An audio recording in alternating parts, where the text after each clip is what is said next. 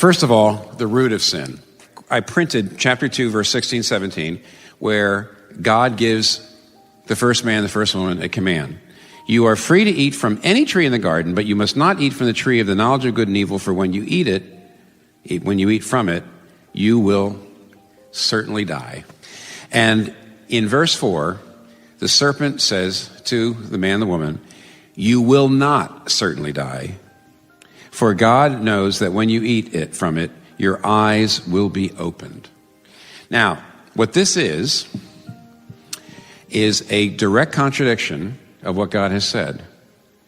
The serpent says, he says, you will not die. If you do this, you'll be better. You will see better. Your horizons will be open. Now, what is the serpent doing? The serpent has not targeted belief in the existence of God. He didn't go after that. And of course, I mean, if you look out in the world, evidence of what I'm saying is that most people in the world do believe in God. Probably most people will believe in God. But that's not what the serpent goes after. He's not targeting that. What is he targeting? Here's what he's targeting. If you look at 16 and 17, where God says, I'm only giving you one command. Wiser heads than me have noticed something, that there's something implicit here. It's not just that God is saying, don't eat that and you'll be fine. Notice that he says, don't eat the tree, but he doesn't give a reason. He doesn't give a reason. He just says, don't eat the tree. Well, what's going on? Here's what God is saying. God is saying, no, I'm not telling you why you shouldn't eat the tree. Because then you might do it simply because you think it's good for you. That's not obeying me. That's self-interested compliance. No, I want you to obey me. I want you not to eat the tree just because I'm asking you to. Just because you love me. And just because you trust my love for you. And that's what the serpent goes after. He does character assassination. When God says, if you eat this tree, you will surely die. And when the serpent says, oh, no, you will not surely die. You will not get worse. You will get better. Your eyes will be open. You'll see new horizons. Here's what the serpent is saying. You can't trust God. You can't trust his love. You can't trust his love for you. You can't trust his goodwill for you. If you obey God, he'll keep you down. If you submit to God, you'll miss out. You will be held back from opportunities. You won't be all that you could be. And therefore, this is what the serpent is saying. You can't trust God. You can't give yourself completely to him. Therefore, you're on your own. You have to take your life into your own hands. And that, friends, that is the lie of the serpent that has passed into, indeed, every human heart. Whether you believe in God or not, whether you're religious or not, whether you're moral or immoral, it's passed into every single human heart. Do you know that? My friend Sinclair Ferguson, a Scottish minister who's probably the best at preaching about this and teaching about this, tells a story to try to get it across. He tells a story, some of you heard me tell it before because it's so poignant. He says, imagine around Christmas time, a man has a little boy, and he takes that little boy to a super toy store, some toy superstore. And he goes through with his son, walks all the way through with his little boy. He says, you see that? Would you like that? He says. And the little boy goes, oh, yes, Daddy. Then he goes a little further. Do you see that? You see those things? Oh, yeah. Would you like some of those? Or would you like that? Oh, yes, Daddy. And he goes all the way through the store that way. Gets to the very end of the store, and he turns to his son. He says, let me tell you why I brought you here.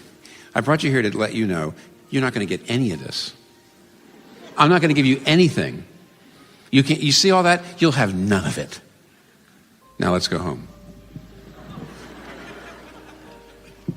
And Sinclair says, that is what you believe in your heart of hearts about God and you.